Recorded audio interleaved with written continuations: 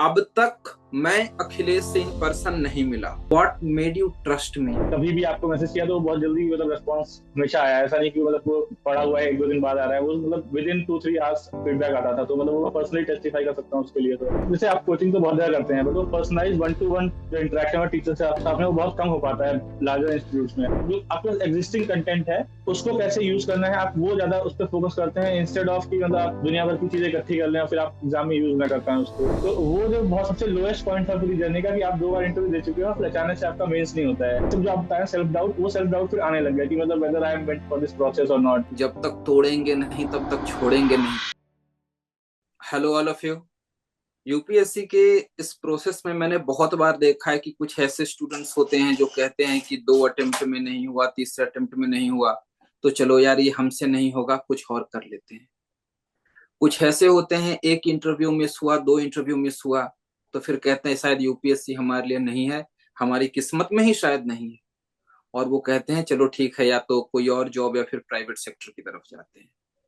एक तीसरी कैटेगरी ऐसी भी होती है जो कि अगर किसी दूसरे जॉब में है तो वो कहते हैं कि चलो ठीक है ना, ऑलरेडी एक जॉब तो है ही, क्यों बेकार में इतना पढ़ना, इतना प्रेशर लेना। आज मैं आप लोग को एक ऐसे टॉपर से, अपने स्टूडेंट से इंट्रोड्यूस करवा रहा हूं और उनसे बातचीत करूंगा, जिसने कि वो जो मांझी फिल्म का वो डायलॉग है ना, जब तक तोड़ेंगे नहीं तब तक छोड़ेंगे नहीं, उसे एम्बॉडी किया है। पहले आर्मी इंस्टीट्यूट ऑफ टेक्नोलॉजी से ग्रेजुएशन, फिर जॉब किया, फिर कैट दिया, 98.7 का परसेंटाइल आया, एक्सेल आरआई में एडमिशन हो रहा था, वो एडमिशन नहीं लिया। उसके बाद फिर जीएसटी में इंस्पेक्टर है, 2 साल रुड़की, और प्रेजेंटली 2 साल से लखनऊ में सर्व कर रहा है। यूपीएससी के पहले 5 अटेम्प्ट दिए, उसमें से 2 इंटरव्यूज थे। उसके बाद फिर जब यूपीएससी का 6ठा अटेम्प्ट था और तीसरा इंटरव्यू था, उसके बाद फिर this year he got the rank 331. So for all of you, this is my student, and believe me, I find a lot of satisfaction when he sent that telegram message to me ki sir thank you, my rank is 331, finally I got it. So hi Akhilesh, welcome and congratulations. बहुत बहुत बधाई। मतलब मैं क्या कह सकता हूँ, संतुष्टि एक शब्द है ना, कि संतुष्टि हुई। So thank you sir, thank you so much। जो रिजल्ट आया था उसके you were among the first few people जिसको मैंने मैसेज किया था। बिकॉज कि सर जैसे आप कोचिंग तो बहुत ज्यादा करते हैं, बट वो पर्सनलाइज 1-to-1 जो इंटरेक्शन टीचर से आप में वो बहुत कम हो पाता है लार्जर इंस्टीट्यूट्स में। तो जो आपसे इवन तो आपको पता होगा मैं टेस्ट बहुत ज्यादा नहीं लिख पाया था बिकॉज सम पर्सनल कंस्ट्रेंट थे। बट आपको जो इंडिविजुअल आंसर्स में भेजता था, फीडबैक देते थे। तो उसके बाद में जो जब रिजल्ट आया तो कुछ कुछ लोगों ने स्पेशली आपको दिमाग में रहता है कि हाँ पहले सब इनको इन्फॉर्म करना है। तो you are among the first few people who were on my mind कि सबको इन्फॉर्म करते हैं पहले, कि आपका बहुत सपोर्ट था इसलिए। असल में क्या है ना कि मेरी एक अपनी सोच है, since I have also been through this process, कि मैं खुद आगे बढ़ के मैसेज कर नहीं सकता, क्योंकि पॉजिटिव हुआ तब तो सब कुछ सही है, भगवान ना करे अगर नेगेटिव रहा तो एक अलग माइंडसेट में इंसान चल रहा होता है ना। तो मुझे याद तो सब कुछ था, मुझे रोल नंबर मालूम नहीं था, सो मैं आगे बढ़ के पूछूं कैसे। जी सर जी। इसीलिए जब वो मैसेज आया ना, मैंने जैसे ही टेलीग्राम पे मैसेज देखा, आई वाज लाइक कि तुरंत के तुरंत, बिकॉज वो फिर मैंने तुरंत के तुरंत सबको बताया। मैं घर पे उस समय था, मैंने सबको बताया, इनफैक्ट अपने व्हाट्सएप का स्टेटस भी डाला, और उस स्टेटस में मैंने लिख दिया था कि this gives this 330 AIR 331 perhaps gives me more satisfaction than AIR 1। और मैं ये मन से कह रहा हूँ, नहीं सर, क्योंकि नाम देखना ही, सॉरी टू इंटरप्ट, रिजल्ट में नाम आना या लास्ट अटेम्प्ट में वो अपने आप में वो सेटिस्फैक्शन बहुत मैं वर्ड्स में एक्सप्रेस नहीं कर पाऊंगा कितना सेटिस्फाइड था वो, सेटिस्फैक्शन था वो। ठीक है, अब थोड़ा सा मैं माइंडसेट समझने की कोशिश करता हूं, क्योंकि माइंडसेट इंपॉर्टेंट है। देखो, इससे पहले 5 अटेम्प्ट और 2 इंटरव्यू दिए थे, ये तीसरा इंटरव्यू था। इंटरव्यू खत्म हुआ, रिजल्ट का वेट हो रहा था। उस समय दिमाग में क्या चल रहा था, जब तक रिजल्ट आया नहीं था, कल आएगा रिजल्ट, परसों आएगा रिजल्ट, वो जो चलता रहता है ना स्पेकुलेशन, उस समय क्या चल रहा था दिमाग में? तो थोड़ा सा पीछे जाऊंगा, मतलब मेंस के बाद के प्रोसेस पे जाऊंगा इस बार, क्योंकि क्या होता है कि हर बार क्या होता है कि आप प्रोसेस में इन्वॉल्व होते हो, तो आप मेंस देते हो, फिर आप सोचते हो कि रिजल्ट आएगा तो आप अगले साल की तैयारी करने लगते हो। बट सिंस मेरा लास्ट अटेम्प्ट था, तो मैंने इस बार मेंस के बाद में मतलब ओवर थिंकिंग वाला काम नहीं किया था मैंने, बिकॉज आई थॉट कि जो हो गया, सीधे रिजल्ट देखेंगे, मतलब मैंने वो एनालाइज नहीं किया कि कितने मार्क्स आएंगे, किस पेपर में आ सकते हैं, ऐसा कुछ। फिर दिसंबर में जब रिजल्ट आया, तो मतलब तब थोड़ा ये था कि हाँ चलो ठीक है, मतलब बिकॉज आफ्टर 1 और 2 इंटरव्यूज यू रियलाइज कि मतलब ये बहुत ही, आप मतलब वो आपको मेंस का रिजल्ट सेटिस्फेक्शन देता नहीं है, बिकॉज आपको पता है कि बहुत शॉर्ट टर्म हैप्पीनेस है ये। यस, तो एग्जैक्ट। तो सर वो मेंस का रिजल्ट आया, तब ये था कि हाँ चलो ठीक है, कॉल आया, अपनी तरफ से बेस्ट करते हैं, बिकॉज मेरे इंटरव्यू में मार्क्स एवरेज ही रह रहे थे, बहुत अच्छे नहीं आ रहे थे, लास्ट दोनों बार 170 160 में थे। तो और मेरा इंटरव्यू सर जल्दी हो गया था, जनवरी में ही था, थर्ड वीक में, 21 जनवरी को। तो जितना टाइम था मतलब उतना टाइम में अपना बेस्ट दिया। फिर उसके बाद बहुत लंबा वेट था, क्योंकि जनवरी से लेके अप्रैल तक। तो यस। मतलब ये पता था कि 17 अप्रैल तक इंटरव्यू है, तब तक रिजल्ट नहीं आएगा, तो वो फेज तो निकल गया, मतलब आप कुछ ना कुछ देख रहे हो, जॉब कर रहा था तो मतलब ऑफिस में टाइम निकल रहा है, शाम को कुछ ना कुछ टाइम पास चल रहा है, ऐसे पढ़ना तो था नहीं मतलब प्रीलिम्स के लिए तो वो टाइम चल रहा था। बट देन आफ्टर 17 जब पता कि इंटरव्यू खत्म हो गया, अब रिजल्ट किसी भी दिन आ सकता है, तो फिर वो 3 4 दिन मतलब बहुत ज्यादा एंग्जाइटी थी, मतलब आप रात को अभी आपको मतलब अचानक से रात में आंखें खुल जा रही है, सोचो कि नींद मतलब कि रिजल्ट कब आएगा करके। और जो रिजल्ट वाला इंसिडेंट है तो वो मैं बताता हूँ आपको कि उस दिन पता लग गया था कि रिजल्ट आने वाला है, तो मैं ऑफिस नहीं गया था, बिकॉज जैसा आपने बताया ना कि सबके सामने आप रिजल्ट देखोगे तो फिर अजीब सा, अगर हो जाए तो अच्छी बात है, बट ना हो पाए तो बहुत अजीब सा लगता है। Right, right. मैं मैं घर पे छुट्टी ले ली थी, मैं सर को इन्फॉर्म कर दिया था कि मैं आज नहीं आऊंगा। अराउंड 1:30 के अराउंड रिजल्ट में चेक किया, तो मैं सर मतलब मैंने कभी हिम्मत नहीं कर पाई फाइनल रिजल्ट देखने में कंट्रोल ऐप करके मैं हमेशा मैनुअली चेक करता हूँ। अच्छा। तो पहले वो पेजेस स्क्रॉल करता रहा तो अराउंड टू, मेरी मम्मी को बगल में थी, तो अराउंड 250 270 रैंक तक पहुंच गया था मैं। तो मैंने मम्मी को कहा कि नहीं हुआ, बिकॉज जनरल कैटेगरी में 400 तक की रैंक होती है, तो उस टाइम तो मतलब अंदर से होप मैंने गिव कर दी 270 पे कि नहीं हुआ। एंड देन नेक्स्ट पेज मैंने स्क्रॉल किया, तो नेक्स्ट पेज पे मुझे नाम दिख गया। तो फिर जैसे नाम दिखा, फिर रोल नंबर देखा, फिर मैं मम्मी को, मतलब मम्मी बगल में थी, तो सबसे पहले मैं मम्मी को हक किया मैंने, मतलब तो उस टाइम में वो टीयर्स ऑफ हैप्पीनेस मतलब आ ही जाते हैं, तो इमोशनल हो गया थोड़ा सा 10 15 मिनट काफी। बट वो सेटिस्फैक्शन मतलब आई स्टिल मतलब वो है कि थोड़ा बहुत ही वर्ड्स में पुट कर पाना बहुत मुश्किल है, बिकॉज लास्ट अटेम्प्ट था, एंड आपके 6 7 साल का जो एफर्ट है वो कुछ आउटपुट निकला, अदरवाइज वो फिर ये होता है कि आपको हमेशा रहता है कि मैं 7 साल दिए बट कुछ उसका निकला नहीं आउटपुट फाइनल आउटकम। तो वो बहुत रिलीफ था कि हाँ चलो कुछ मिला एंड में। Relief, satisfaction. एक बात बताओ, already you are in job, central government का जॉब है, जीएसटी इंस्पेक्टर का, जो एक अच्छा रिस्पेक्टेबल जॉब है, वेल पेइंग जॉब है। यूपी के फर्रुखाबाद से हो तो उधर के लिए तो ये बहुत जी सर। अच्छी जॉब है। जी राइट। सर। इतना यस। समय बीत रहा है, 2 2 इंटरव्यूज दिए, फिर भी नहीं हुआ। तो ये लास्ट अटेम्प्ट के लिए खुद को पुश कैसे किया? क्योंकि वो नहीं होता है, जैसे मैंने स्टार्ट में भी मैंने बताया कि कई बार लगता है कि यार लगता है नहीं होगा, लगता है मेरी किस्मत में नहीं है। तो वो लास्ट के लिए पुश कैसे किया कि चलो एक आखिरी है, चलो इस बार पूरा जोर लगाते हैं, वो बताओ तो मुझे। उसका सर 2 3 चीजें थी, एक तो मतलब थोड़ा सेल्फ बिलीफ था मेरे अंदर, मतलब जब मैं प्राइवेट सेक्टर में जॉब करता छोड़ के आया था, मैंने एक्सेल का ऑफर डिक्लाइन किया था एडमिशन का। तो उस हम्म। टाइम पे ये था कि अगर मेहनत करेंगे तो हो जाएगा, मतलब उस टाइम पे वो सेल्फ बिलीफ था। एंड देन मतलब 2018 का तो मैंने मतलब जॉब छोड़ के आया, मैंने 1 महीने बाद एग्जाम दे दिया, तो प्री नहीं हुआ मेरा उस साल, तो बट वो मैंने दिया इसलिए था कि एक्सपीरियंस कैसा होता है उस चीज के लिए। फिर बट फिर तैयारी की, 19 में प्री दिया, मतलब प्री अच्छे मार्जिन से निकला। मेंस मतलब मेंस दिया, बट वो में कुछ हेल्थ इश्यूज थे मेरे, मतलब मुझे पता था कि मेरा मेंस अच्छा नहीं हुआ, बिकॉज मैं 1 महीने पहले ही मैं हॉस्पिटलाइज था मेंस से पहले। तो वो मेरा काफी अच्छा अटेम्प्ट होता है, बहुत अच्छे से प्रिपेयर था, बट एंड में हेल्थ इश्यूज की वजह से मैं मेंस मेरा खराब हो गया, नहीं हो पाया। फिर जो 2020 का अटेम्प्ट दिया, जो मुझे पता था मैंने अच्छे से दिया है, अब मुझे इंटरव्यू कॉल आया, तो आपको उससे कॉन्फिडेंस बढ़ता है कि अच्छा मतलब if you are reaching the final stage, आप मतलब लास्ट के 2 ढाई सालों में पहुंच रहे हो, तो शायद हो मतलब कुछ मतलब वो आप बहुत क्लोज हो उस चीज के। फाइनल रिजल्ट आया, नहीं हुआ। देन उस साल ज्यादा सोचने का टाइम मिला नहीं, बिकॉज आई थिंक 24 सितंबर को रिजल्ट आया था, 10 अक्टूबर को फ्री था। तो हाँ 24 तारीख को रिजल्ट आया, मैं बस वही उस दिन मतलब थोड़ा वो रहा, डिसअपॉइंटेड रहा। अगले दिन से पढ़ना शुरू किया प्री के लिए, 21 वाला, फिर प्री दिया। प्री के बाद पता था कि मतलब प्री मेरा ठीक ठाक था, हर बार मतलब अच्छे मार्जिन से निकलता था। तो आई न्यू कि मतलब हो जाएगा। तो फिर वही जनवरी में मेंस था, तो मतलब उतना सोचने का टाइम नहीं मिला कि आपको आप फेल, कि आपका फेलियर है या क्या है। फिर उसके बाद 21 का रिजल्ट आया, बिकॉज आई वॉज एक्सपेक्टिंग कि इसमें हो जाएगा, बिकॉज मेरा मेंस 20 से अच्छा हुआ था, इंटरव्यू मेरे अकॉर्डिंग 20 से अच्छा हुआ था।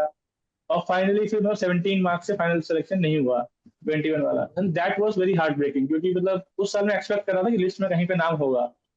और फिर 22 के लिए मतलब मैंने फॉर्म भर रखा था, बट एक हफ्ता बचा हुआ था, 30 मई को रिजल्ट आया था, 5 जून को शायद फ्री था। तो मैंने फिर एग्जाम नहीं दिया। मैं उस टाइम, और मेरा उस टाइम था रुड़की से लखनऊ भी आना था, मुझे ट्रांसफर भी हो गया था। तो मैंने कहा 22 वाला स्किप कर देते हैं। तो फिर स्किप किया। पूरा साल मैंने मेहनत की, मतलब तो जो भी इम्प्रूव कर पाया किया। 23 का एग्जाम दिया, फिर 23 में मेंस नहीं हुआ। तो वो जो बहुत सबसे लोएस्ट पॉइंट था पूरी जर्नी का, कि आप 2 बार इंटरव्यू दे चुके हो, फिर अचानक से आपका मेंस नहीं होता है। मतलब ऐसे में काफी खराब मार्क्स आ गए थे उस साल। तो फिर मतलब उस टाइम पे लगा, सब जो आप बताएं सेल्फ डाउट, वो सेल्फ डाउट फिर आने लग गया कि मतलब whether I am meant for this process और नॉट, कि मतलब इतना लंबा टाइम हो चुका है, और मतलब मैंने इंटरव्यू दिया, मैं 1 साल का ब्रेक भी लिया, उसके बाद मेरा मेंस ही नहीं हुआ। तो वो था डिसअपॉइंटिंग फेस पीरियड था। फिर ये था कि चलो एक लास्ट अटेम्प्ट बचा हुआ है, तो मैंने ये था कि 20, मतलब एज वाइज मैं 25 वाला भी दे सकता था, 24 भी। तो एक दिमाग में आया कि चलो कि इस साल, एक साल और छोड़ते हैं, अगले साल देंगे अब। फिर क्योंकि वो आप इतना लंबे टाइम से जो आपने बताया चल रहा था, तो मुझे लगा कि ठीक है, एटलीस्ट क्लोजर मिलेगा इस चैप्टर ऑफ लाइफ से, तो इसी साल देके देखते हैं। होगा तो ठीक है, नहीं तो फिर मतलब लाइफ में कुछ आगे बढ़ेंगे, मतलब क्योंकि आप तब तक प्रोसेस होते रहेंगे, 6 साल हो गए हैं। तो फिर मैंने 24 प्री दिया अगेन। प्री के बाद ये था कि निकल जाएगा। फिर मैं बीएंस के जो प्री दे के आया, तो फिर जो तैयारी कर रहा था, तो ऑप्शनल के लिए, क्योंकि मैं पहले वो जो ट्रेडिशनल मतलब मेथड्स हैं, जो सोर्सेस हैं पीएसआईआर के, वहीं से पढ़ता रहा था। तो क्योंकि मैं संतोष सर के साथ लेवल अप में मतलब करंट अफेयर्स कोर्स कर रहा था, तो देखा था मैंने। तो फिर मैंने सर आपसे बात की थी टेलीग्राम पे, मतलब शायद ये प्री के 1 या 2 दिन बाद में आपको मैसेज किया था वो। हाँ हाँ क्योंकि राइट। हाँ, मुझे पता था कि मैं तो मेंस लिख रहा हूँ, तो मैंने कहा कि लास्ट अटेम्प्ट है, मैंने ऑफिस से छुट्टी ली 3 महीने की। मैंने कहा इस बार अपनी तरफ से जितना बेस्ट हो सकता है वो दे देते हैं, सो दैट बाद में ये रिग्रेट ना रहे कि मैं और अच्छे एफर्ट कर सकता था। तो सर वही, फिर उसके बाद शुरू किया मतलब ऑप्शनल पहले, मतलब 3 महीने काफी इंटेंस प्रिपरेशन की। तो उसके बाद एग्जाम दिया। फिर एग्जाम के बाद ज्यादा मतलब ये सोचा नहीं मैंने कि क्या होगा। फिर उसके बाद बस लास्ट अटेम्प्ट किया, ये था कि हाँ चलो अपनी तरफ से बेस्ट दे दिया है, सेटिस्फैक्शन था कि हाँ मतलब I could not have done anything better, और अब मतलब ठीक है, जो भी होगा एक्सेप्ट कर लेंगे। बट हाँ, वो बोलना आसान है, बट हाँ अगर नहीं होता तो डिसअपॉइंटमेंट तो होती ही कुछ टाइम के लिए, काफी लंबे टाइम के लिए। बट इवेंचुअली मतलब बहुत थैंकफुल हूँ मैं, बस फिर सब लोगों, बहुत लोगों का आशीर्वाद था, घर वालों का, भगवान का। तो इवेंचुअली मतलब फाइनली वो पॉजिटिव नोट पे चैप्टर क्लोज हुआ, तो उस चीज की बहुत खुशी है। तुमने जो टेलीग्राम की बात की, बातचीत हुई, टेलीग्राम वो तो मेरे पास पड़ा हुआ है, दैट विल बी आर्काइव्ड, क्योंकि वो एक बहुत ही not just personal, but for me it was like कि how much someone can trust you to shape his career, to shape his life. क्योंकि हकीकत यह है कि यहां से आपके करियर ने और आपके लाइफ ने भी एक टर्न लिया है, डेफिनेटली फॉर समथिंग बेटर। आपके घर में, आपकी सोसाइटी में, everyone will now look at you differently. You will feel about yourself differently. तो वो जो मैसेज है ना, believe me that message is very close to my heart, that it is very close to me. तो ठीक है, संतोष sir के साथ एसोसिएटेड थे, तो उसी के थ्रू मेरे बारे में पता चला। हाउ कल मैं लेवल अप के चैनल के थ्रू मतलब वहीं से पता चला था आपके बारे में। मतलब लास्ट ईयर मैंने 23 के मेंस में मैं आपके काफी सारे वीडियोस देखे थे, जो अच्छा। आप यूट्यूब पे मतलब क्लासेस टेस्ट के डिस्कशन आपने डाले थे, वो मैंने हम्म। देखे थे लास्ट ईयर। तो फिर मुझे लगा कि मुझे वो पर्सनलाइज हेल्प चाहिए थोड़ी सी। तो मुझे 24 के लिए लगा कि मतलब लास्ट अटेम्प्ट है, अपनी तरफ से जो जितना बेस्ट दे सकते हैं। तो फिर मैंने कहा वो ट्रेडिशनल मेथड में, जो मतलब नाम नहीं लूंगा मैं किसी का, बट वही जो आपको पता है, जो ट्रेडिशनल चीजें हैं वहाँ वहाँ टेस्ट मैं नहीं दूंगा। तो फिर मैंने कहा कि ठीक है, तो तभी आपसे फिर कांटेक्ट किया था। मैंने कहा सर से कुछ मतलब इंडिविजुअल फीडबैक मिलेगा, क्योंकि मुझे आपके वो जो लेक्चर्स थे वो यूट्यूब वाले लास्ट ईयर टेस्ट डिस्कशन 23 के, वो काफी सही लगे थे मतलब उनमें। क्योंकि आप मतलब ये था कि जो आपके पास एग्जिस्टिंग कंटेंट है, उसको कैसे यूज करना है, आप वो ज्यादा उस पर फोकस करते हैं, इंस्टेड ऑफ कि मतलब आप दुनिया भर की चीजें इकट्ठी कर लें और फिर आप एग्जाम में यूज ना कर पाए उसको। तो वो वाली मुझे काफी वीडियोस से काफी वो मिला था, फिर इस साल मैंने आपको मतलब इसीलिए अप्रोच किया था 3 के बाद ही। असल में मैं इस सवाल पर आने वाला था ब्रॉडली, तो तुमने उसका जवाब दे दिया कि अब मैं फिर भी स्पेसिफिकली वो सवाल पूछ लेता हूँ। तो छठा अटेम्प्ट था, आखिरी अटेम्प्ट था, ठीक है, वही डू और डाई सिचुएशन। और भी नाम है मार्केट में, बहुत ज्यादा फेमस लोग भी हैं। Despite that, what made you trust me? क्योंकि नेचुरल सी बात है, व्हेन यू, आपने जो मैसेज किया मुझे, उसके बाद जो अपने डिस्कशंस वगैरह हुए, आपने PYQs मुझे लिख करके तो पोर्टल पर नहीं टेलीग्राम पर पर्सनली भेजा, फिर जी सर। पर्सनली अपनी फोन पर बातचीत हुई है। तो और मैं सबको पहले बता दे रहा हूं, अब तक मैं अखिलेश से इन पर्सन नहीं मिला हूं। हाँ सर, नहीं अभी तक नहीं मिले हम लोग। मैं नहीं मिला हूं इन पर्सन। तो बहुत लोगों के मन में डाउट होता है कि ऑफलाइन में आपको अटेंशन ज्यादा मिलेगा, ऑनलाइन में आपको अटेंशन नहीं मिलता है, out of sight out of mind हो जाता है। So he is the perfect example कि it is not the case कि out of sight out of mind, क्योंकि आज तक मैं इससे नहीं मिला हूं एंड ही इज टेस्टामेंट। क्योंकि इसके जो टेस्ट इसने कम लिखे हैं, लेकिन इसने सिर्फ PYQs लिख करके, और मैं वो मैसेजेस देखोगे इसने पहले मुझे भेज दिया, उसके बाद बोल रहा है कि सॉरी सर मैं वो क्वेश्चन नंबर लिखना भूल गया, तो इसने पेज पर फिर क्वेश्चन नंबर 1 का पेज नंबर 1 2 3, क्वेश्चन नंबर 2 का सर वो मेरे पास वो सारी चीजें पड़ी हुई हैं।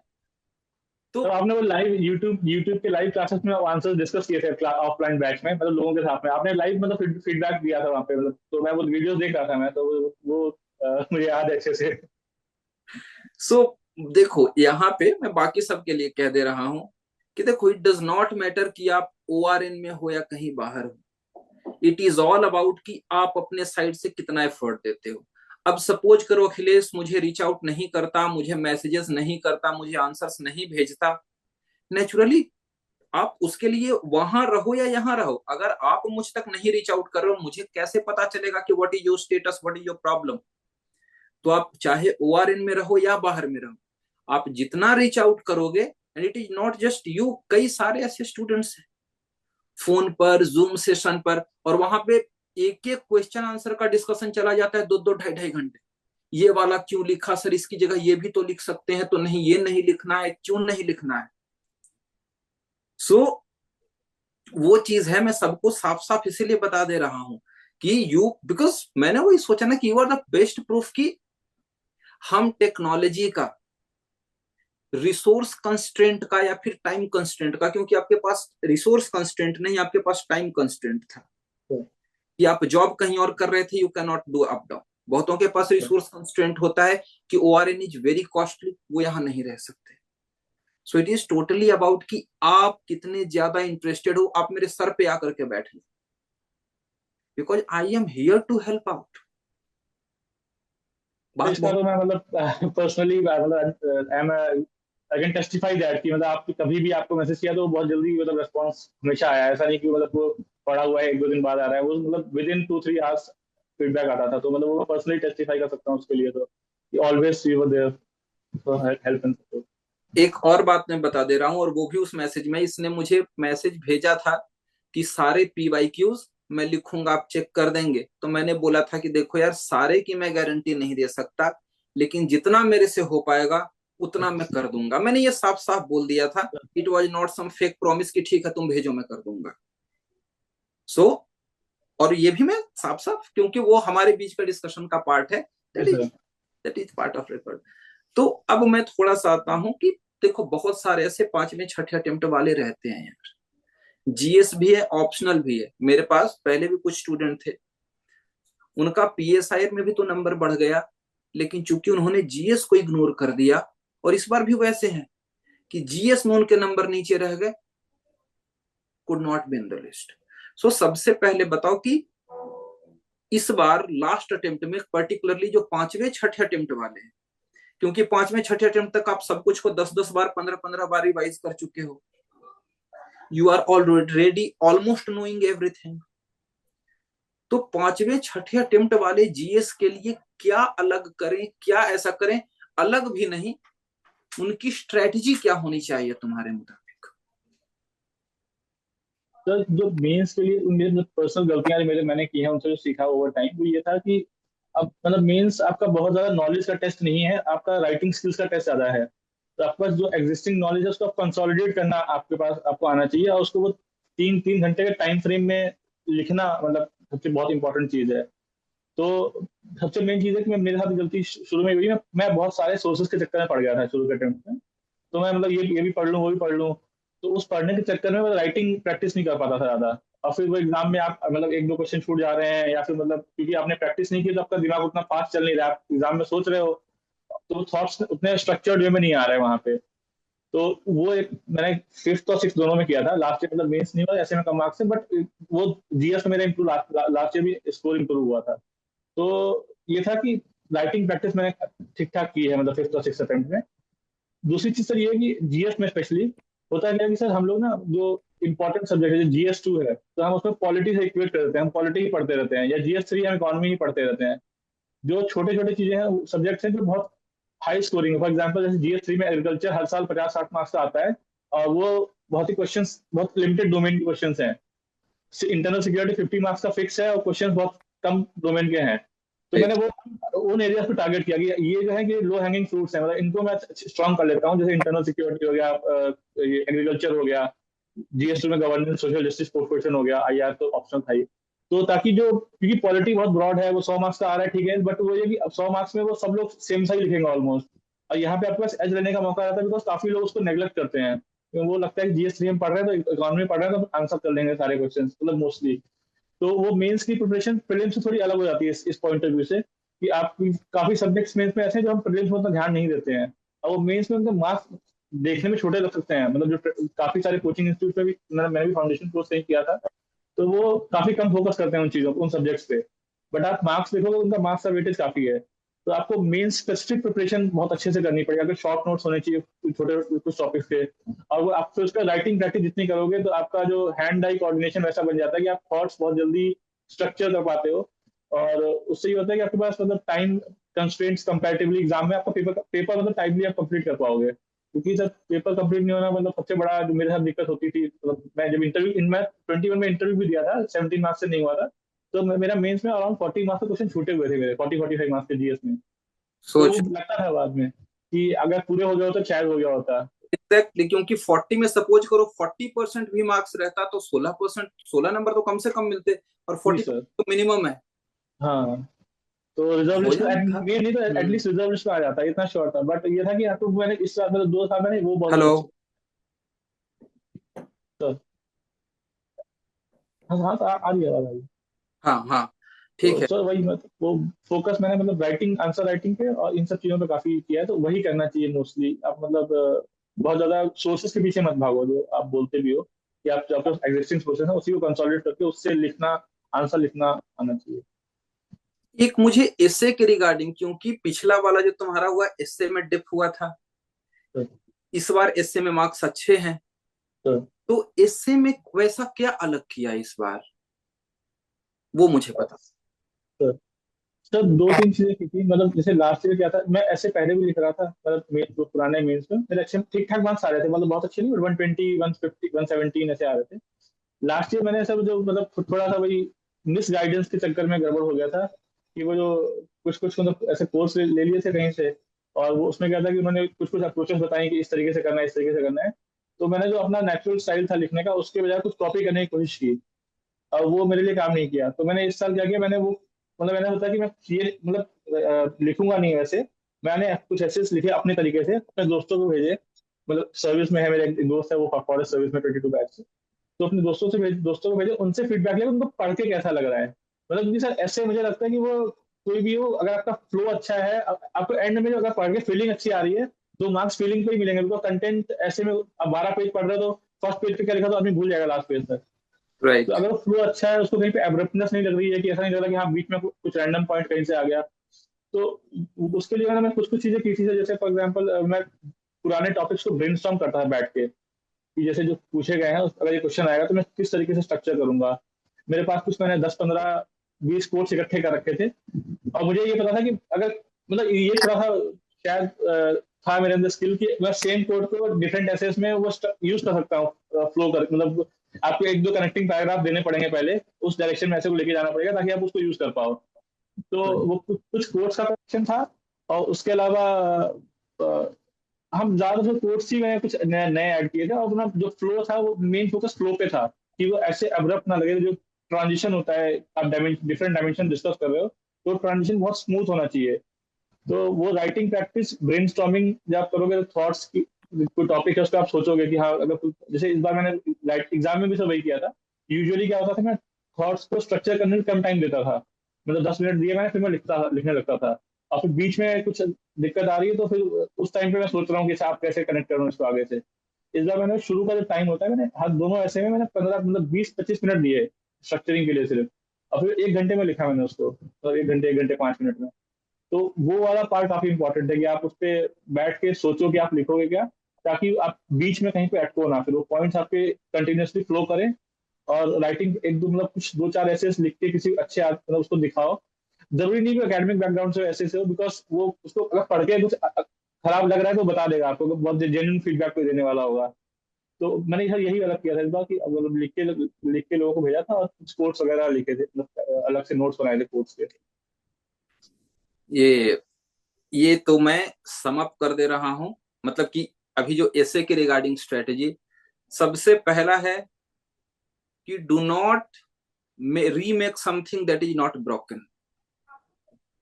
कि ठीक है, मेरे मार्क्स ठीक ठाक आ रहे, मेरे को मार्क्स थोड़े से बढ़ाने, और मैं किसी ऐसे के पास चला गया जो टोटली मेरे स्टाइल को, मेरे तरीके को टोटली बदलने को कहे 3 महीना में, that is simply impossible.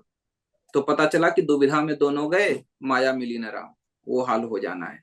Next is वही consolidation, it is about that flow, and जो रिसोर्सेज हैं उसको कितने अच्छे तरीके से यूज करना है।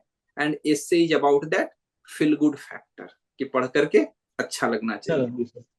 इसी के रिगार्डिंग मैं बता रहा हूँ, एक स्टूडेंट है अनुराग, उसका भी जीएस में उसका मेंस क्लियर नहीं हो पाया, पीएसआई में तो नंबर बढ़ गए, जीएस नहीं हुआ। तो वो मेरे पास, उसके एथिक्स वगैरह में नंबर कम थे, मैंने अभी आया था, मैंने उसका मार्कशीट देखा, उस he is married and his wife is from some general background. तो मैंने कहा कि ठीक है, तुम जो जीएस के आंसर्स लिखते हो, क्योंकि ही वाज राइट, मैंने एथिक्स के देखे and he was writing complicated answers, मैंने उसे कहा कि इसे सिंप्लीफाई करो। फिर मैंने सजेस्ट किया कि कुछ नहीं तो अपनी वाइफ को पढ़ने को दे दो, क्योंकि अगर एक कॉमन इंसान उसे पढ़ करके समझ सकता है, it means it is good to go. You do not always need some academician. तो ये एक चीज मैंने उसे सजेस्ट किया। ठीक है, अपन जीएस पर आ गए, एसए पर आ गए। अब बताओ यार, पीएसआईआर के रिगार्डिंग, कि पीएसआईआर के लिए what should be the idea, the strategy, particularly पांचवें छठे अटेम्प्ट वाले के लिए, क्योंकि पांचवें छठे अटेम्प्ट वालों के पास नॉलेज भी इतना सारा हो रखा है, नॉलेज उनके पास बहुत है, राइटिंग स्टाइल भी क्या है वो पहले से उन्होंने फिक्स कर रखा है, भी कोई धीरे धीरे वो कंक्रीटाइज हो जाता है। और जैसा कि तुम्हारे मार्क्स में भी दिखा, और एक कॉमन सी चीज है कि फर्स्ट सेकंड अटेम्प्ट के बाद मार्क्स धीरे धीरे धीरे धीरे डिक्लाइन करने लगता है। तो इसके रिगार्डिंग बताओ कि what would be your suggestion, जैसे चौथे, जिनका चौथा अटेम्प्ट हो गया, पांचवा अटेम्प्ट हो गया, छठा अटेम्प्ट हो गया, जिन्होंने 2 मेंस लिख रखे हैं, 3 मेंस लिख रखे हैं, what should be there idea with respect to handling PSIR और अप्रोचिंग पीएसआईआर? सर, आपने एक पॉइंट बताया कि मार्क्स डिक्लाइन होने लगते हैं, तो उसका जो मैंने एक रीजन फिगर आउट किया, मतलब अपने सेल्फ असेसमेंट से, कि होता है कि शुरू में हम मतलब ठीक ठाक आंसर्स लिखते हैं, विद टाइम हम इतना ज्यादा पढ़ने के चक्कर में बहुत टेक्निकल आंसर्स लिखने लगते हैं। तो मुझे ऐसा लगता है कि सर यूपीएससी का एग्जाम जो है वो यूनिवर्सिटी का एग्जाम नहीं है, तो वो शायद उतनी टेक्निकलिटीज आने की वजह से फिर वो मार्क्स डिप होने लगते हैं। तो मैंने सर जो सबसे, जैसे स्पेशली लास्ट 2 अटेम्प्ट मैंने ये किया था कि मैंने खुद आंसर्स तो पहले भी लिखे थे, बट मैंने टॉपर्स की कॉपीज को पहले फॉलो नहीं करता उतना ज्यादा, मैं टेस्ट लिखता था वो करता था। तो मैंने टॉपर्स की कॉपी पढ़ना शुरू किया। तो वहां से क्या होता है कि आपको आइडिया लगता है कि अच्छा, मतलब मैं उसको बहुत अच्छे से एग्जीक्यूट नहीं कर पाया, उसकी वजह से मतलब मेरे मार्क्स बहुत ज्यादा सिग्निफिकेंटली इंप्रूव नहीं हो पाए। बट वहां से जो लर्निंग आपकी होती है कि ठीक है, आपको बहुत टेक्निकल आंसर नहीं लिखना है। जैसे फॉर एग्जाम्पल नाम देता हूँ मैं, उत्कर्ष द्विवेदी, रैंक 5 2021। तो उनकी जैसे एक पॉपुलर मिथ है कि मतलब बहुत ज्यादा स्कॉलर्स कोट मतलब पेपर 2 में या उसमें कोट करने होते हैं। तो मैंने उनकी कॉपी पढ़ी, तो मतलब ये था कि बहुत ओवर यूज नहीं है कोई स्कॉलर्स का, मतलब आप आपके आपके आर्गुमेंट्स अच्छे होने चाहिए, आप खुद के भी, पर हमने जो पढ़ा है उसको प्रेजेंट अच्छे से करना है। ऐसा नहीं है कि आपको बहुत टेक्निकल उसमें जाना है डिटेल्स में। जैसे फॉर एग्जांपल थ्योरीज का अगर इंटरलिंकेज ऑर्गेनिकली हो रहा है कहीं पे, तो आप करिए उसको पे 2B में फॉर एग्जांपल 280 कोई थ्योरी आपकी इंटरलिंक ऑर्गेनिकली हो रही है तो आप कर दीजिए। अदरवाइज जबरदस्ती डालोगे तो फिर वो मतलब एग्जामिनर को शायद वो अच्छा नहीं लगता है। तो ऐसे कुछ कुछ गलतियां हो जाती हैं कि हम बहुत सारा टेक्निकल चीजें पढ़ लेते हैं, उसके बाद हम उसको जबरदस्ती यूज करने की कोशिश करने लगते हैं। तो मेरे मेरे साथ भी हुआ है लास्ट ईयर, मतलब मैंने वो गलती करी थी। इस बार मैंने उसको थोड़ा मतलब पेपर 2 में तो रेक्टिफाई करने की कोशिश की थी। पेपर 1 में मतलब मेरे से एक गलती इस बार मतलब जो मेरी वो था कि आप जैसे लोगों को ना, मेरे साथ ही गलती जो हुई है वो बता रहा हूँ कि आपको पहले से थोड़ा क्लैरिटी होनी चाहिए कि आपका कौन सा सेक्शन स्ट्रांग है। मतलब 1A 1B 2A 2B, आप तो आप फिर वो उसके अकॉर्डिंग, ये था कि एग्जाम में मान लो कि अगर बहुत ही इजी क्वेश्चन आएगा तो आप स्विच कर सकते हो स्ट्रैटेजी, बट अदरवाइज आप उस सेक्शन से अटेम्प्ट कर सकते हो। तो मेरे साथ ये था कि मैंने वो डिसाइड नहीं कर पाया था कभी भी कि मैं 1A से लिखूंगा 3 आंसर या 1B से। तो वो एग्जाम हॉल में फिर डिसाइड करने में दिक्कत हो जाती है कि आप कई बार गलत क्वेश्चन चूज कर लेते हो, जो कि मुझे इस बार भी लगा कि मैंने 1B में मतलब 1B से मैंने 3 क्वेश्चन अटेम्प्ट करके गलती कर दी थी। बट वो बाद में रियलाइज होता है आपको। तो आप कुछ कुछ चीजें आपको एग्जाम से पहले ही डिसाइड कर लेनी चाहिए कि आपके स्ट्रॉन्ग जोन्स क्या हैं। और बेस्ट चीज है कि आप टॉपर्स कॉपी पढ़ो, ताकि आप जो पॉपुलर मिथ्स है उसमें ना फंसो कि मतलब कि ये करना है वो करना है। आप उसको आपको वहां से पता लग जाएगा कि इस तरीके से लोगों के नंबर आ रहे हैं, तो ये तरीका वर्क कर रहा है, तो उसी को फॉलो करो, रादर दिन की मतलब यहाँ वहाँ की जो खबरें चल रही हैं उससे। मैं तो ये बिल्कुल शुरुआत से ही और हमेशा से ही कहता हूँ कि जितना सिंपल लिख सकते हो, क्वेश्चन के डिमांड को पकड़ो और जबरदस्ती चीजों को नहीं डालना है। जो सेंट्रल डिमांड है उसे एक्सप्लेन कर दो। बहुत सिंपल सी चीज है। जी मैं सर। नॉर्मली यही सारी चीजें, बेसिक तो यही है ना, कि चीजों को जितना सिंपल रखो तभी तो। अदरवाइज फर्स्ट अटेम्प्टर सेकंड अटेम्प्टर के पास नॉलेज कितना होता है।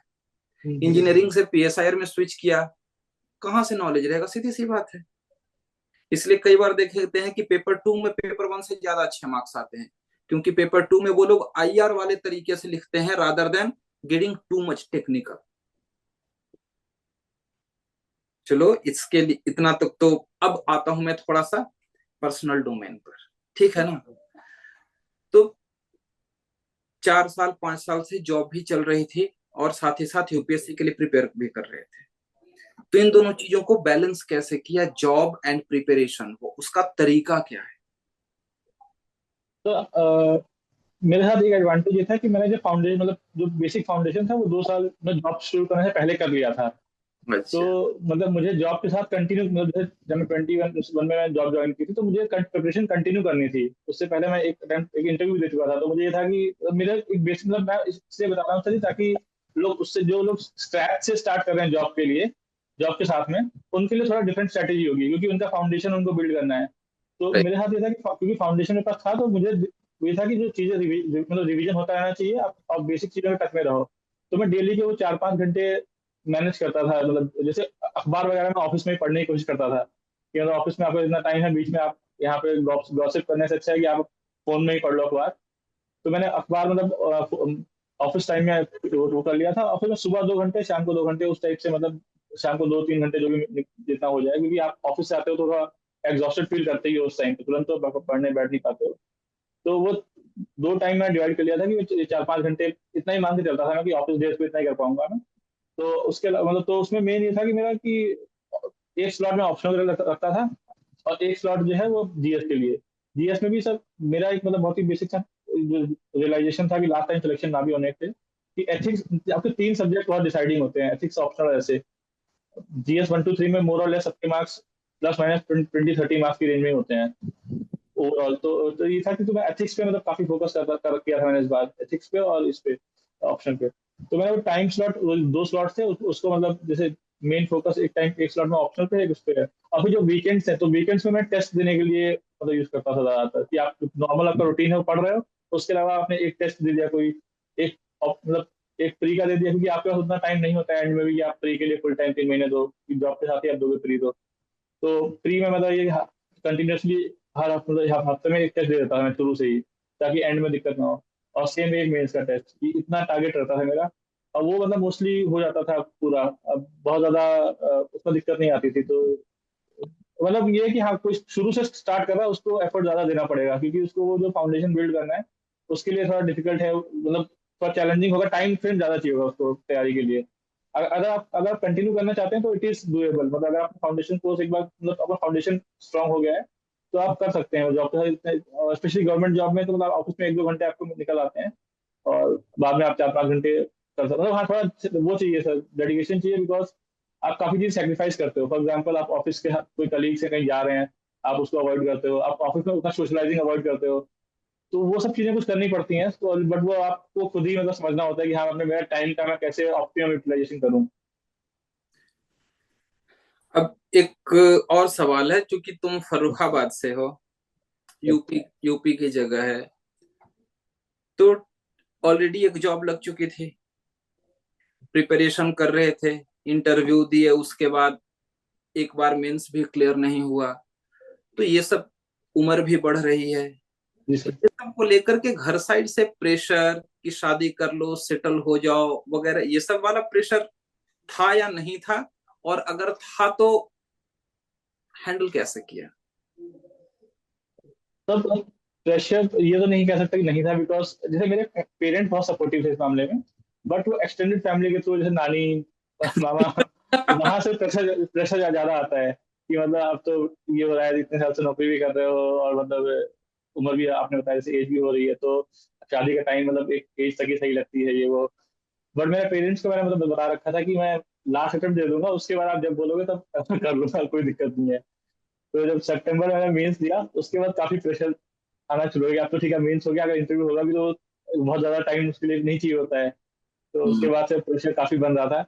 बट देन अब मतलब पेरेंट्स फाइनली ये है कि मैंने बोला कि रिजल्ट के बाद में तो अब बोलते हैं ठीक है सर, तुम ट्रेनिंग कर लो उसके बाद तो nothing nothing succeeds like success वाली बात है कि एक बार आप तुमको अब तो बेस्ट सब, चीज है। अब तो बोलेंगे पहले फाउंडेशन कंप्लीट कर लो वहां पे, उसके हाँ। बाद करेंगे। तो बट सर पेरेंट्स बहुत सपोर्टिव थे उस मामले में ना, उन्होंने मतलब कभी जैसे बाहर से चीजें बहुत, जैसे बाकी लोग उनसे बोलते थे कि डायरेक्ट आपसे, आप तो अवॉइड ही करते, जैसे मैं जाता ही नहीं सर ज्यादा कहीं बाहर रिश्तेदारों के यहाँ।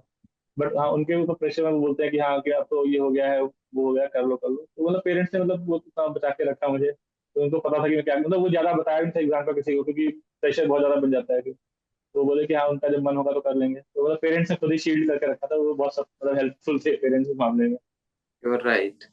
बिना उनके सपोर्ट के यार कुछ भी कर पाना लाइफ में इम्पॉसिबल, आई मीन कुछ भी, ये UPSC just one thing, UPSC के अलावा लाइफ में कुछ भी, उनका सपोर्ट, उनकी ब्लेसिंग्स, भले ठीक है थोड़ी बहुत नाराजगी, बट समवेयर दे वो नीड। तो सर चलता ही रहता है थोड़ा बहुत तो।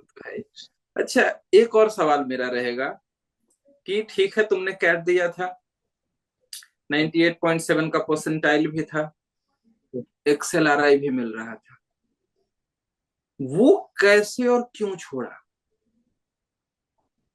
तो उसका ये था कि मतलब मैं इलेक्ट्रॉनिक्स, मतलब मेरी इंजीनियरिंग इलेक्ट्रॉनिक्स में थी, तो जब सेकंड ईयर में पूरा इलेक्ट्रॉनिक्स स्टार्ट हुई, फर्स्ट ईयर तो कॉमन सब्जेक्ट होते हैं, तो सेकंड ईयर फर्स्ट सेमेस्टर में मुझे पता लग गया कि this is not what I want to do, मतलब इलेक्ट्रॉनिक्स नहीं हो पाएगा वैसे। तो फिर मुझे क्या ऑप्शन होते हैं, तो उस टाइम पे सर एक ये था कि यूपीएससी, मतलब क्योंकि यूपी बिहार में मतलब एटलीस्ट नॉर्थ इंडिया में वो दिमाग में तो रहता ही है आपके, राइट। दिमाग में लगता है कि फाइनेंशियल सिक्योरिटी पहले हो जाए तो ज्यादा बेटर है, तो आप सोचते हो कि जॉब अब कहीं लग जाएगी वो। तो फिर मैंने सोचा कि चलो कैट देंगे पहले, उसके बाद मतलब यूपीएससी बाद में करेंगे। तो पहले कैट देके एमबीए कर लेंगे ताकि मैं टेक्निकल डोमेन से बाहर निकल जाऊँ, मेरे पास बाकी ऑप्शन हो जॉब के लिए। तो मैंने कैट की तैयारी वारी की, फिर कॉलेज में मतलब 90, जो आपने बताया 90.7 आई थी, फिर नेक्स्ट ईयर 99.7 आई थी। अच्छा, तो 1997 था। हाँ, फिर हाँ 2016 में 99, 20, हाँ 16 वाले कैट में 99.7 थी। तो मुझे मतलब इंटरव्यू कॉल्स आए थे, आई एम कलकत्ता से आया था, एफएमएस से आया था और एक्सएलआरआई से आया था 2017 में। तो आई एम कलकत्ता का इंटरव्यू मेरा कन्वर्ट नहीं हुआ था, मतलब फाइनल एडमिशन नहीं आया था। और एफएमएस में चाहता था कि अगर एफएमएस हो जाए तो मैं ज्वाइन कर लेता उस साल एमबीए, क्योंकि एफएमएस की फीस फीस बहुत कम थी। की कम थी, प्लस डेली है तो साथ ही साथ हाँ वाला भी तो लाइन खुला रह जाता। जी सर, तो एफएमएस में मैं बहुत मार्जिनली मिस हो गया था फाइनल सिलेक्शन में, 10 रैंक से, क्योंकि वहाँ सीट्स कम होती थी, 100 सीट्स थी सिर्फ। तो एक्सएलआर से ऑफर आ गया था, तो फिर ये डिसाइड करना था कि, क्योंकि फीस स्ट्रक्चर काफी मतलब ज्यादा वो था, 25 लाख फीस थी, प्लस आपके एक्सपेंसेस, तो 30 लाख के आसपास आपको एजुकेशन लोन लेना पड़ता उस टाइम पे। तो मैंने सोचा कि अगर मैं जाऊंगा वहाँ पे तो जॉब अच्छी लगेगी, नो नो डाउट, बट ये है कि मैं ग्रेजुएट हूँ 2 साल बाद 18-19 में, फिर उसके बाद 3-4 साल मुझे वो एजुकेशन लोन रीपे करने के लिए जॉब करनी ही पड़ेगी। मैं फुल टाइम प्रिपरेशन 1 साल नहीं दे पाऊंगा बीच में। हम्म। तो फिर काफी मतलब टाइम लगा था, 1-2 हफ्ते डिसाइड करने में क्या करना है क्या करना है। फिर मैंने उस टाइम पे डिसाइड किया कि एमबीए तो मैं बाद में ही कर सकता हूँ, मतलब इफ नीड भी तो बाद में दोबारा ट्राई किया जाता है एमबीए के लिए। तो फिर सोचा कि चलो ठीक है, डायरेक्ट ऐसी रिस्क लेके देखते हैं एक बार, अगर होता है तो। फिर 2018 में मतलब फिर मैं ये था कि एमबीए छोड़ के मैं जॉब में डायरेक्ट जॉब छोड़ के दिल्ली आ गया तैयारी करने 1 साल। फिर वहां पे तब तक ये सीजीएल का एग्जाम दिया था एज अ बैकअप, तो वहाँ हो गया था कि चलो कुछ तो हो गया है एटलीस्ट। वहाँ मैं एक्सटेंशन लेता रहा था ज्वाइनिंग के लिए, जितना मिल सकता था मैक्सिमम, ताकि मेरी वो 1-2 साल की तैयारी हो जाए। तो मतलब डिफिकल्ट डिसीजन था उस टाइम पे। जैसे मेरे ऑफिस में भी अभी जो मैं आपसे, मेरे जो सुपरिटेंडेंट है यहाँ पे, तो काफी मतलब बहुत ही सपोर्टिव है वो भी। तो उनसे बात हो रही थी एक बार, तो मैंने उनको बताया था, उनका बेटा है अहमदाबाद से पास आउट है, तो उनको मैंने ऐसे बात बात में बोला था कि मतलब मैंने एक्सेल आर आई नहीं किया था उस टाइम। तो उन्होंने बोला कि मतलब कैसी बेवकूफी वाली डिसीजन थी तुम्हारी उस टाइम पे, क्योंकि मतलब वहां जाते तो बहुत अलग वो होता। फिर जब रिजल्ट आया उसके बाद उन्होंने बोला कि हाइंडसाइट में मतलब it was a good decision. तो वो है कि हाँ सर, तो स्टीव जॉब्स का एक मैंने वो सुना था लेक्चर कॉलेज के टाइम पे, स्टैनफोर्ड का, जो फाइनल मतलब उसमें कॉन्वोकेशन में किया था, उसमें कनेक्टिंग द डॉट्स करके थीम है उसकी। तो हम्म। इसे कि मतलब आप जो you can connect the dots looking backwards, आप पहले से आप आगे की नहीं देखते, अब आप पीछे देखते हो तो आपको लगता है कि हाँ चीजें जो हुई थी कुछ मतलब सब कुछ आपको सही लगता है उसके बाद में। हम्म। तो उस टाइम पे डिफिकल्ट था, बट हाँ लगता है कि ठीक था डिसीजन तो। तो अब तो जो साथ के कलीग्स होंगे अब तो सीधा उनका सीनियर बन जाना है, क्योंकि ज्यादा will be getting IRS. Yes sir, mostly आया था सर। हाँ, क्योंकि मैं देख रहा था वही ईडब्ल्यूएस अगर नहीं है, मैंने वही नहीं देखा, डेटाबेस यू में आर नॉट इन नहीं। ईडब्ल्यूएस। जी सर। फिर वही मुझे लगा कि ज्यादा चांस है आईआरएस वाला ही। तो- तो अब तो पता चला कि सीनियर बन के वापस लखनऊ में बैठ गए। नहीं सर, मेरा नेचर सर मतलब ऑफिस में सब लोग जानते हैं काफी टाइम से, तो मतलब ऐसा आपसे मैं अभी फिजिकली मिला नहीं, मतलब मिलूंगा आके आपसे अगर दिल्ली आऊंगा तो। मतलब मैं बहुत ही डाउन टू अर्थ टाइप का ही हूँ इन जनरल, तो कोई वो ऐसा। कहने की बात नहीं है, लेकिन फिर भी वो ऑफिस के कलीग्स तो यही बोल रहे होंगे ना। हाँ नहीं, वो सर वो सब लोग बोलते ही हैं, काफी लोग बोलते हैं कि मतलब वापस आना लखनऊ में एसी बन के, जैसे हमारे सुपरिटेंडेंट वगैरह है वो बोलते हैं कि आना मतलब वापस। तो मैंने कहा सर मैं तभी आपको सर ही बोलूंगा। तो बोलते हैं कि नहीं नहीं, शुरू शुरू में होता है बट बाद में मैंने मतलब लोग सीख जाते हैं धीरे धीरे। सीरियसली ये जो बातचीत है ना, this was long overdue. Plus तुम्हारा दिल्ली आना और मिलना, दैट इज ऑल्सो ओवरड्यू। मैं फिर से बता दे रहा हूँ। तो नहीं सर पक्का, मैं उस टाइम से मैं आया था तो आप उस टाइम बाहर थे, बताया था आपने ना। एग्जैक्टली तो हाँ। मैं अभी दोबारा आऊंगा सर, इस नेक्स्ट मंथ में आने का प्लान है, जून में, तो पक्का मिलता था। So seriously it was satisfying, क्योंकि वो कहते हैं ना, all will that ends well. अब हर किसी को लग रहा होगा, सारे रिश्तेदार सारे कलीग्स, कि सही डिसीजन था। जैसा मैंने और भी बोला है, success has many fathers, yes failure is sir. One. तो चीजें गड़बड़ हो जाती हैं तो हर कोई ब्लेम करता है, और जब चीजें सही होती हैं तो हर कोई क्रेडिट लेने को खड़ा रहता है कि मैंने ऐसा बोला था, मैंने वैसा बोला था। But ultimately this is your success, your family members. बहुत अच्छा लगा। अब जल्दी से शादी वादी भी कर लो। यस सर, घर वालों बिल्कुल सर। को करने का कोई पॉइंट है नहीं। जी सर। ठीक है ना?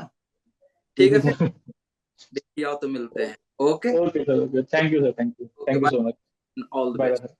Thank you sir.